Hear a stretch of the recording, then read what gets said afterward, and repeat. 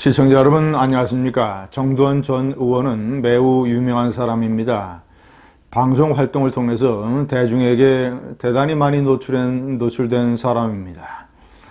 그런 사람의 자살은 많은 이에게 충격으로, 어쨌거나 화제로, 어쨌거나 호기심의 대상으로 다가오기 마련입니다. 제가 오늘은 시청자 여러분께 정두원이라는 인간의 한 죽음에 대해서 보다 정확한 사실을 알려드리고자 제가 그의 친구에게서 들은 내용을 말씀드리겠습니다. 저는 정두원 전 의원의 친구들을 많이 알고 있습니다. 그래서 제가 보다 더 깊은 얘기, 보다 더 자세한 사정을 들어보려고 접촉을 했습니다. 한마디로 얘기하면 우리 삶에는 시청자 여러분들께서 많이 잘 알고 계시지만 많은 함정과 폭탄과 가시가 있습니다. 그 함정, 폭탄, 가시를 피해 나가기는 대단히 어렵습니다. 그래서 어떤 사람은 운이 나쁘게 또는 심리가 나약해서 또 이런저런 이유로 심각한 우울증을 겪기도 합니다. 어떤 사람들은 우울증을 극복을 하고 어떤 사람들은 우울증의 패배자가 됩니다. 그런데 많은 경우에 그 인생이 한국의 정치에 연결이 된다면 어쩌보자면 그런 함정과 가시의 가능성은 더 커진다고 할 수 있겠습니다. 한국 정치가 가지고 있는 본래의 악마성, 가혹성, 불투명성 이런 것과 많이 연결이 되는 것이죠. 제가 친구들로부터 들은 정두원의 죽음 3단계를 제가 한번 분석을 해보겠습니다. 첫째는 2012년 법정 구속된 사건, 솔로몬 저축은행 불법자금 관련 사건이 정두원 우울증의 첫 단계라고 할 수 있습니다. 2012년, 그러니까 MB 정권의 맨 마지막 해였죠.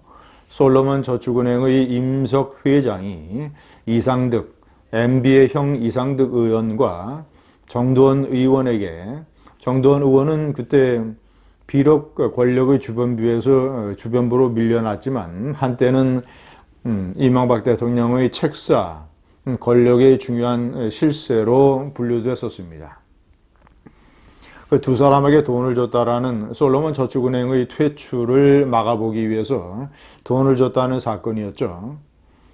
이상득 의원에 관한 증거는 너무나도 명백해서 저축은행장들이 그에게 돈을 줬다는 진술을 구체적으로 했기 때문에 정두원 의원은 본인이 강력하게 무죄를 주장을 했습니다. 돈을 받았었지만 비서관이 돌려줬다. 나에 대한 혐의는 이상득 의원이 자신 혼자 잡혀 들어가지 않기 위해서 내가 이 MB 정권 초기에 이명박 의원의 총선 불출마를 촉구하는 그런 움직임을 주도했기 때문에 이상득 전 의원에 대한 냉철한 비판자였기 때문에 나에 대한 복수가 시작이 된 것이다 라는 식으로 생각을 했습니다. 어쨌거나 MB 정권 하에서 검찰은 기소를 했고 우선 그에게 체포동의안을 국회로 보냈습니다. 결론적으로 정두원 의원에 대한 체포동의안은 부결됩니다. 그런데 여기서 재미있는 한국 정치의 계파 갈등, 이 계파 싸움의 메커니즘이 그대로 드러나게 됩니다. 정두원 의원은 이상득과의 갈등과 대립으로 권력의 주변부에 밀려났지만 친박계, 박근혜 의원을 태도로 하는 친박계에서 봤을 때는 MB의 한때 오른팔이었고 MB의 측근이요. MB 정권의 실세라는 이유로 사실상 정치적 싸움의 표적이 됩니다. 그래서 체포동의안을 찬성해야 된다라는 움직임을 주도한 세력이 친박계 박근혜 세력이었습니다.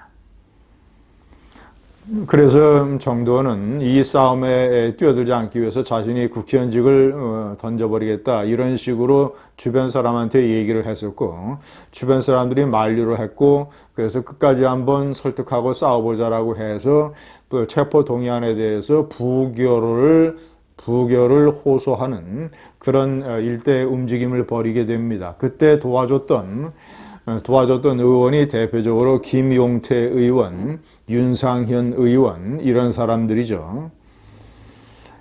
그런데 투표 결과 70여 표가 찬성했고 나머지 140여 표가 반대를 했습니다. 그래서 체포동의안은 부결됐습니다. 그런데 체포동의안의 가결에 찬성한 대부분의 세력이 친박계였습니다. 그때 정두원 의원은 어떤 이 정치적인 개파 메커니즘에 많은 상처를 받았던 것 같습니다. 본인은 이명박 대통령과 이상득 의원에게도 일종의 버림을 받고, 그리고 그런데도 불구하고 친박계의 정치적 표적이 되고, 이런 상황에서 가까스로 체포동의안이 부결되는 첫 번째 위기를 넘게 됩니다. 그런데 검찰이 불구속으로 기소를 했는데, 그런데 1심에서 징역형을 선고받고 법정 구속이 됩니다. 정두원 의원은 이것이 이명박 정권이 자신에 대한 어떤 보복, 압박이라고 느꼈던 것 같습니다. 그가 인터넷에 올렸던 회고록을 읽어보면 그 판사, 1심 판사에 대해서 매우 부정적인 의견을 표출을 합니다. 그 판사는 지법 부장판사였는데 나에 대한 법정 구속의 판결을 내린 다음에 고법 부장판사로 승진했다. 판사들은 자신들의 인사 승진에 대단히 민감하다.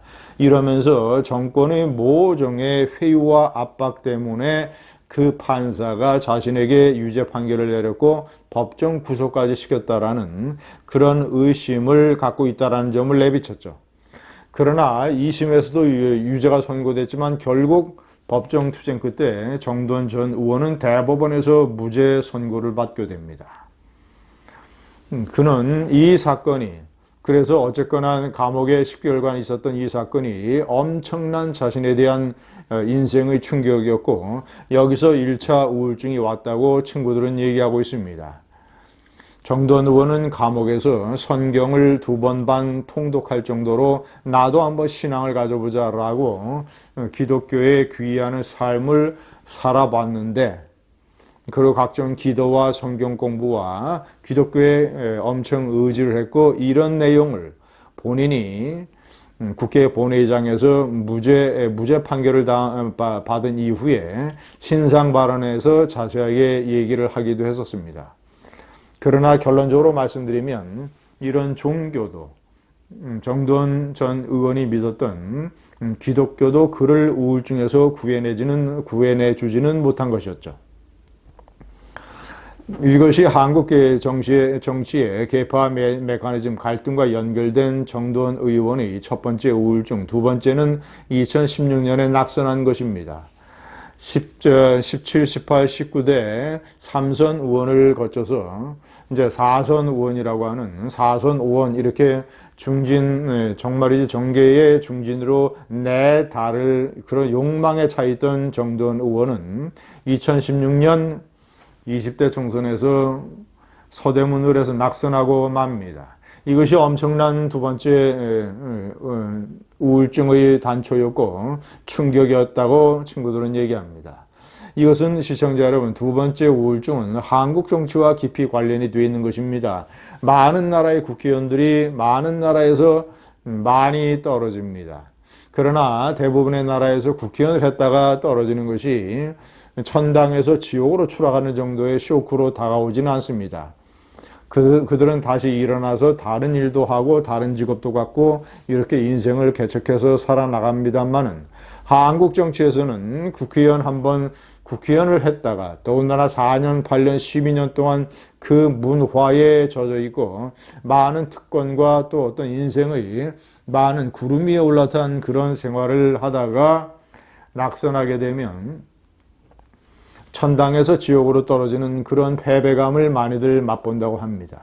이것도 한국 정치의 특성과 연결된 부분이겠죠. 마지막으로는 이혼과 자녀. 낙선뿐만 아니라 정두원 전 의원은 이혼을 했고 그리고 또 재혼을 했습니다. 친구들이 얘기하기로는 이혼한 이후에 자신이 그토록 사랑하는 자녀들과의 거리감, 이런 것들이 엄청난 심리적인 압박으로 작용을 했다고 합니다.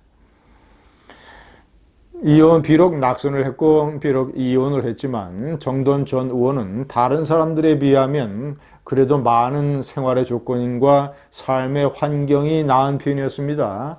마포구 용광동에 일식집을 차렸고 많은 사람들이 그의 지인 또는 정치 생활을 할 때 동료 이런 사람들이 가서 그 일식집을 이용을 해주기도 했습니다.